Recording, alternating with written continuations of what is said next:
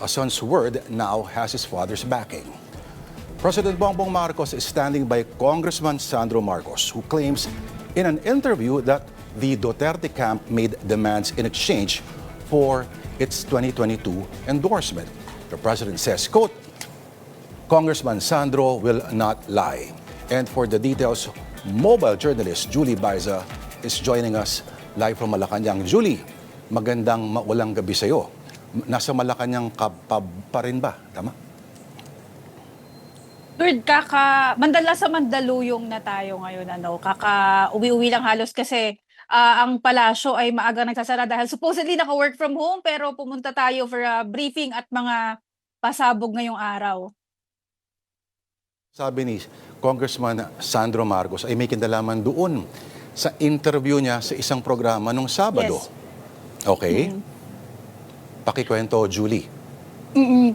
For context, nitong weekend, nagbigay nga ng interview si Congressman Sandro Marcos. Doon nga nabanggit niya na kapalit ng pagsuporta kay Pangulong Bongbong Marcos noong nakaraang 2022 presidential elections, may mga hininging kapalit yung Duterte camp. Ang sabi, meron siyang 3 taong nakausap na hindi dinisclose ni Congressman Sandro kung sino. Ang palasyo hindi rin nagbigay ng pangalan kung sino yung sinasabing 3 taong nakausap kasi ayaw naman daw nila na manghimasok pa doon sa naging pahayag ni Congressman Sandro. Ngayon, ang hinihingi raw na kapalit ng 3 tao is 3 things. Ay 3 posisyon.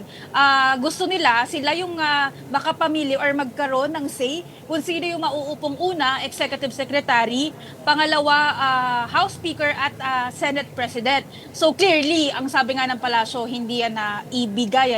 Yun yung naging context ngayon na itinanong kay Pangulong Bongbong Marcos kasi ang tinanong ni Yusek Claire kaninang umaga before yung kanilang meeting or I think after, basta doon sa sidelines ng meeting with the NDRRMC is nabanggit po ito ni Kong Sandro. Kaya ang sagot nga ni President Marcos, Kong Sandro will not lie. Kasi ang sabi ni PBBM, pinalaki daw niya ng maayos yung kanyang mga anak at hindi nga raw magsisinungaling etong si Kong Sandro.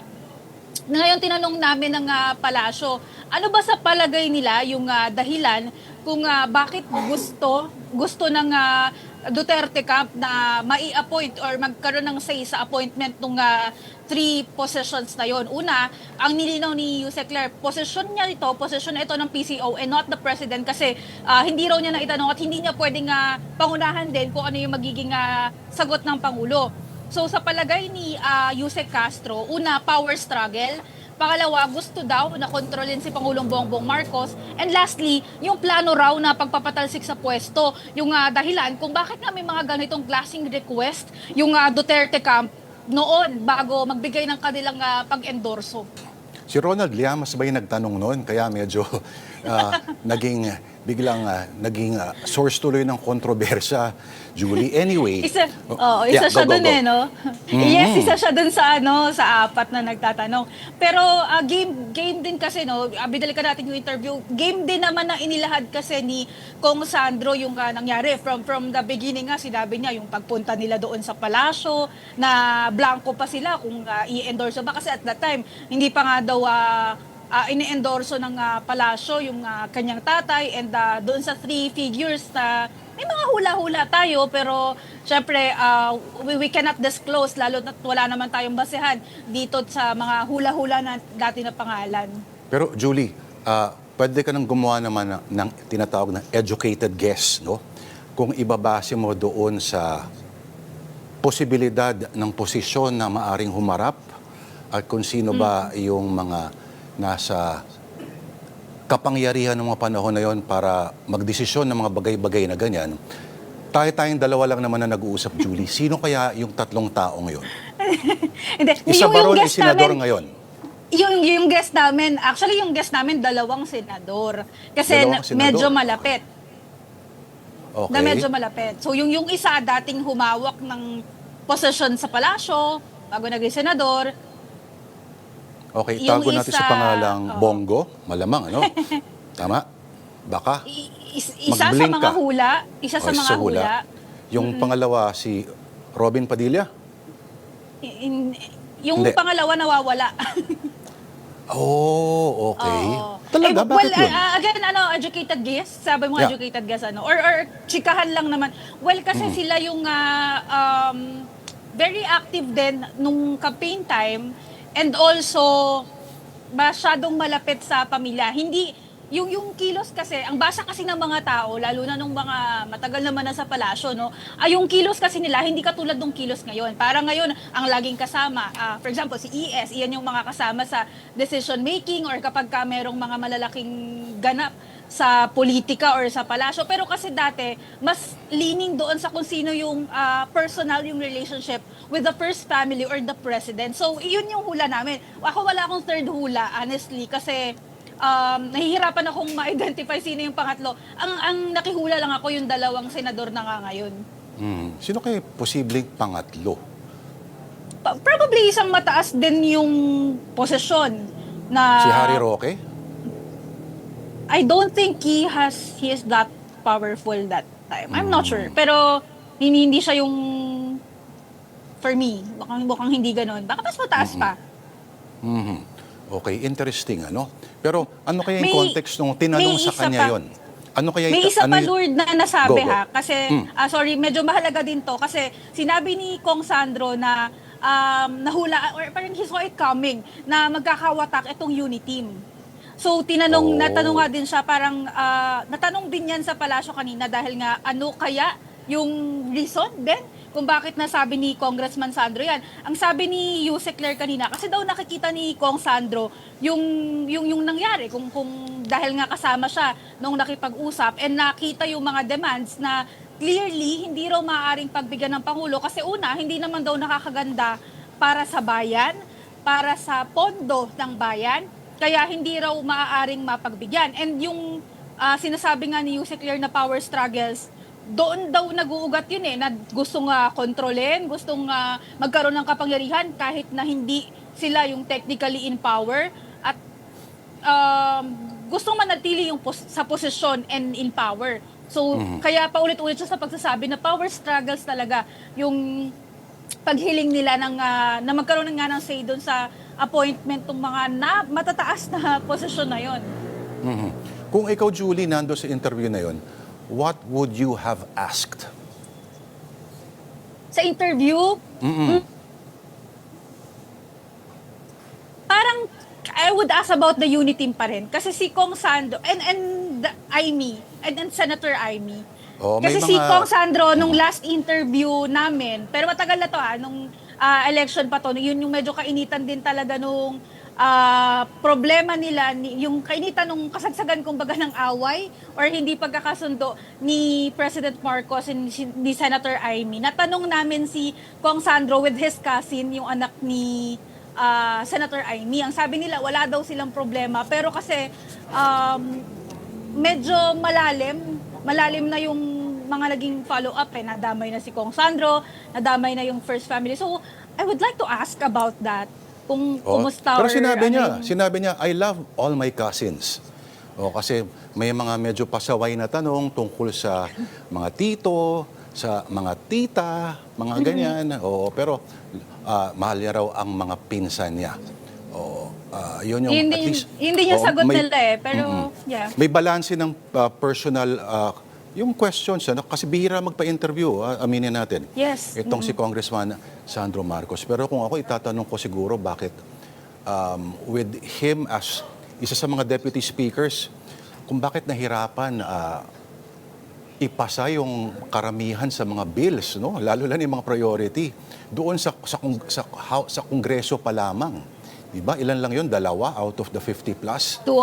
Pero kasi yung mga priorities medyo controversial. For example, yung anti-political dynasty, you would understand na mahihirapan talagang lumusot or butas ng karayom yung dadaanan yan. Marami sigurong mga amendments ang pagdadaanan. Kasi, well, again, controversial naman kasi. As opposed kung mas hindi apektado yung mga politicians or mga nasa posisyon ng mga priority measures or bills. Julie, may kasabihan, kung gusto, may paraan. May paraan. Kung ayaw, busy sila. Pero Julie, ano yung context sa dinefend ng ama yung anak? yung pag-defend the actually hindi President. naman more of ano lang support no na dahil nga nilabas ni Kong Sandro to na sabi mo nga bihirang magpa-interview ng lalo na yung mga ganitong revelations ano kaya ang sabi ni President mababait yung mga anak ko pinalaki ko na maayos. Kong Sandro won't lie. Hindi yan magsisinungaling. Kung ano yung sinabi niya, yun na yun.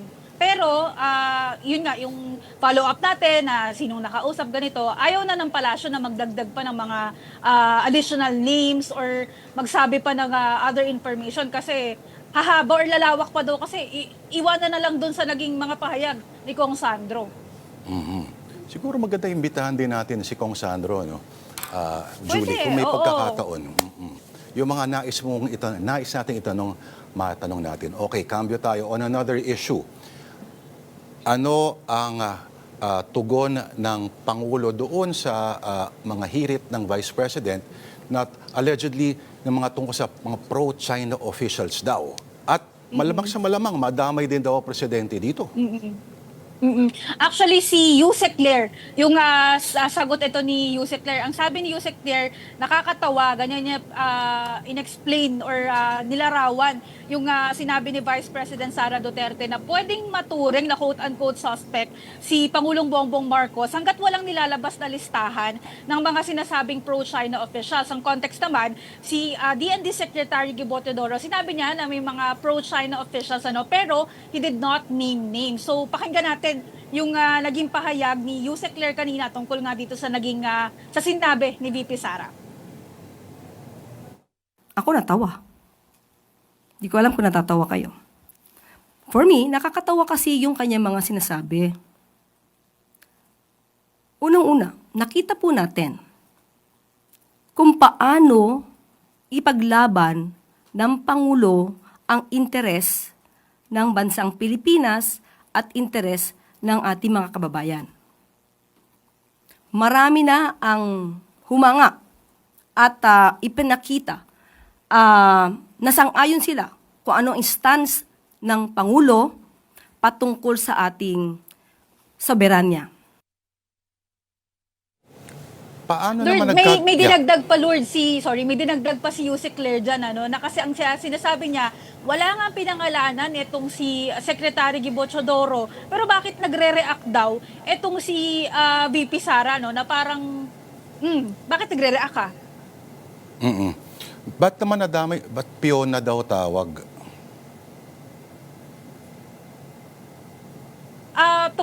Tuksuhan?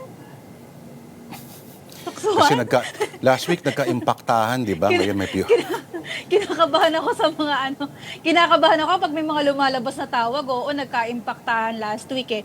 Pero ano naman yung last week, hindi naman Sorry. direkta. Itong Fiona, sa context ng ano ba ito ng yung animated Disney na movie, iba yun? Yung kulay green. Okay. Napaisip ako bigla. Matagal na yun. Matagal na siyang Medyo panunokso. iba rin sumundo to si Auntie Claire mo, ha? Last week din, meron siya nung tawag dito, yung sa Paxi. Oo, yung sa parang hindi niya alam. Alamin daw kung ano yung sa Paxilica. Pinapanood mo ba ang mga videos ni Auntie Claire yung sa kanyang pribadong vlog? Sa vlog. Yes, bago niyo pero panoorin, hindi kasi pwedeng gamitin. Hindi pwedeng gamitin kasi sinabi nga niya noon pa lang na personal niya yon. Pero mas matapang siya doon. Oo nga, oo. Mas matapang siya. Even yung ibang senador mas matapang yung sagot niya. But again, personal kasi. Hindi daw niya position as palace press officer yon. Okay, may hirit pa siya doon sa kanyang private, yung kanyang personal bag na medyo nung 30th pa yata ito, no? Ang problema raw kasi sa iba, hindi ilong ang humahaba. Sa pagsisinungaling, hindi ilong ang humahaba, kundi ang... Julie, tama ba? Oo. Yes. Meron siyang sinabing ganun sa vlog niya to hindi to sa press briefing. Sa vlog niya. Kinukot lang natin si Auntie Claire. Okay. So, Ang ganda, parang mature na mature ang diskurso ng ating politika. Okay, cambio tayo. Punta tayo sa Department of Health. Okay, ano ba ang opisyal daw na dahilan kung bakit wala pang isang buwan after ma-appoint itong si Dr. Brix Pujalte bilang sekretarya DOH, sekretary yes. ng DOH. Aba, may kinalaman ba ito sa napabalitang siya raw ay pumupunta sa mga kasino? So, ang sabi ni Palace Press Officer Ter Castro ay dahil sa kalusugan niya, kaya kusang nagbitiw sa pwesto itong si former DOH Secretary Jose Brix Pujalte. Pinalitan nga siya ni PhilHealth President and CEO Dr. Edwin Mercado. Ang sabi kanina, tinanong namin, di ko mambibig ng palasyo kung may kaugnayan ba to dun sa mga issue na lumutang against Dr. Pujalte. Pero kung nasa ombudsman naman na daw, ipinauubaya na nila sa ombudsman yung desisyon. Pero recently, bukod nga dito sa nabanggit mo na casino, no? May isa pang lumutang na kaso against Pujalte on allegations of supposed deliberate delay sa procurement ng mga anti-tuberculosis commodities. So, again, dahil nasa ombudsman hindi na nagsalita ang Palas, and 28 days, kanina binibilang namin, 28 days lang siyang naupo since July 13 siya na-appoint. And in just a month, 2 health secretary yung nag-resign due to health reasons. Health reasons talaga, no, sa Department of Health. Kaya nga Oo.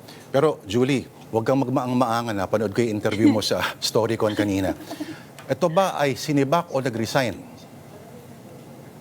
Voluntary daw na nagbitiw sa pwesto. Kasi nga, again, ang context nga nung tanong namin kanina ay ganun yung tinutumbok no? Pinagbitiw ba siya? Or did the president ask him to resign? Or saving face na lang ba to? Pero again, ang sabi ni Yuse Claire, kusa siyang nagbitiw sa pwesto and pwedeng, so, again, bahala na kung sa ombudsman na yung magdedesisyon kung ano yung mangyayari. And yung sinasabi ko nga kanina, kasi in the previous weeks na lumulutang itong mga allegations, walang direktang pagtatanggol, or walang direktang denial from the palace. Kasi kung dati may mga lumulutang na ganyan, ang sasabihin agad may tiwala sa Pangulo.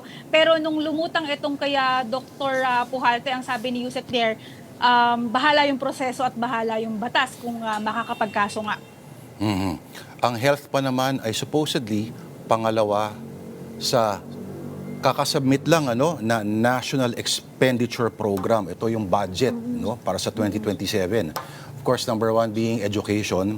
Yes. Okay, ano ang sinabi ni Palace Press Officer Claire Castro tungkol dito sa NEP o National Expenditure Program? Yung panukalang national budget. Sinasabi nila, alam mo, Julie, the national budget is the expression of a nation's soul. Corny pakinggan, pero kung magkano ilang bilyon ba sa soul na yon ang mananakaw. Go, Julie. Kanina sinubmit na ng DBM kay PBBM yung 2027 National Expenditure Program or NEP nga na nagkakahalaga ng 7.2 trillion pesos. Ang sabi ni Yusek Claire, nakatuon yan first on education, kalusugan, kabuhayan, seguridad at pagpapalakas ng komunidad. Ang theme daw nitong NEP ay people-centered growth for an inclusive and resilient future. So tomorrow, sisinsinin natin yan, makakasama natin yung DBM para ilatag sa atin saan nga or sinong nga ahensya yung may pinakamalaking allocation. And kanina rin, briefly na itanong din namin sa DPWH, kasi yung flood control projects, kung meron na ba silang proposal, kung magkano. Pero bukas pa natin malalaman kasi ayaw nga i-preempt din ni Secretary Dizon. So yun yung mga aabangan natin, yung flood control, how much, ano ang pinakamalaki, saang sector. But we're assuming, again, baka education ulit yung mabigyan. And si Pangulo din naman yung nagsabi na bibigyan ng pondo pa rin yung flood control projects. Abangan Tingnan ang lang susunod natin na- kung magkano. Tingnan natin, oo. Kung magkano. Alam mo kanina, no, bida kanina sa press conference kanina tanghali, si DPWH Secretary Vince Dizon at si DSWD Secretary Rex Gatchalian. Pareho itsura nila parang hindi pa sila natutulog, hindi pa umuwi ng bahay. At Nagmamadali din sila kanina, kaya nag-request sila na ipauna na sana sila. Dahil marami pang kaya raw pala. trabaho. marami pang trabaho.